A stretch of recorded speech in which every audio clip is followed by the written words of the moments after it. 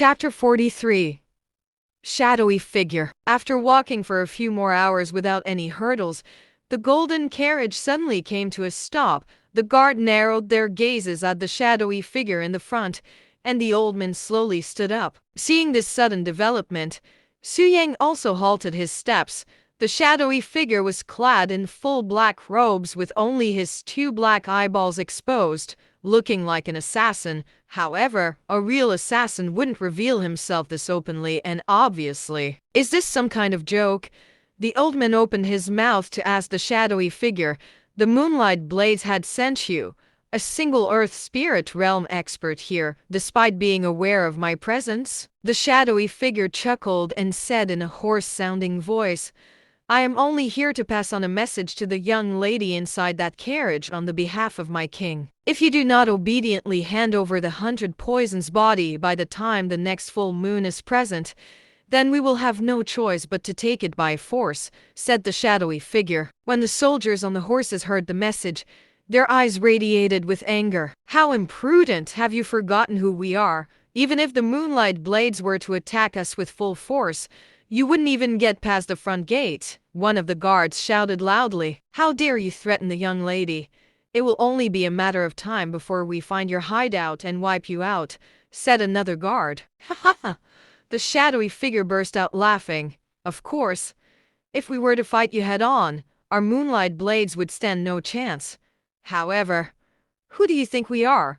You should know better than anyone else that we will never fight fists with fists. Su Yang silently listened to the conversation being held by the two parties, both of them with a seemingly profound background. Although he has never heard of the Moonlight Blades before, they seem to be some sort of faction that lives in the shadow. The 100 Poison's body, huh? Su Yang pondered the name. Is that all you have to say? Said the old man, who has been silent this whole time. If that's all, then you may die now. The old man suddenly retrieved a paper fan from inside his robe and gently waved it at the direction of the shadowy figure. A powerful ripple appeared from the paper fan the moment the old man waved it, causing it to fly towards the shadowy figure. However, before the ripple could touch him, the shadowy figure disappeared from where he stood like a ghost, and where he just stood exploded an instant later. The old man suddenly turned to look at Su Yang and shouted, Watch out! Knowing that I would die today, I had planned to take a few of your guards with me before I die.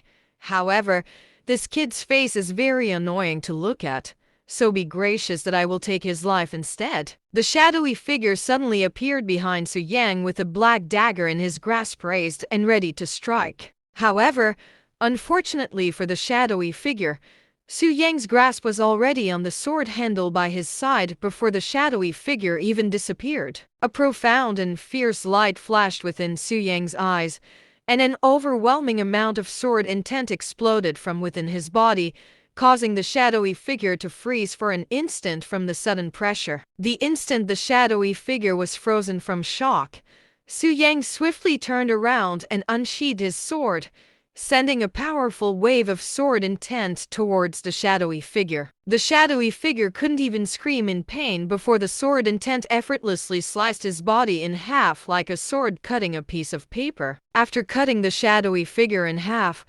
Su Yang coldly snorted at the corpse on the floor. Did you think that I wouldn't notice your obnoxious gaze staring at me? This is not the first time something like this has happened before. The guards and the old man watched Su Yang return his sword into its scabbard with shocked expressions. What just happened? At one moment the shadowy figure disappeared from their views, and an instant later he became a corpse with his body cleanly sliced in half, laying beside that young man who has been suspiciously following them. Sword intent.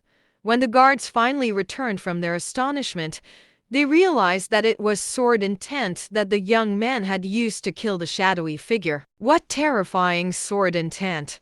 Even the heavenly spirit realm old man was shocked by the destructive power and pressure shown by the sword intent. It was something even a heavenly spirit realm expert like him would not be able to replicate. The old man jumped off the carriage and approached Su Yang. Young man, what is your name? He asked. Xiao Yang. If you don't mind me asking, how old are you? Su Yang did not instantly answer and instead silently looked at the old man, seemingly in deep thoughts. When the old man saw his calm expression, he smiled and said, I was immensely impressed by your sword intent, but your appearance makes it difficult for me to see you as a mere junior. What does my age matter? The only thing that matters in a fight is one's strength and wisdom. Anything else is irrelevant. Su Yang's words left the old man speechless. Senior Zhang, is everything fine out there? A sweet feminine voice resounded from inside the golden carriage, causing the old man to turn around. Young lady, the threat is no longer here, said the old man named Senior Zhang. Then let's continue our journey. We don't have much time to spare here. Senior Zhang looked at Su Yang with a bitter smile. Although I wish to talk more to you about your sword intent, we are in a hurry. I am Senior Zhang from the Divine Sword Temple.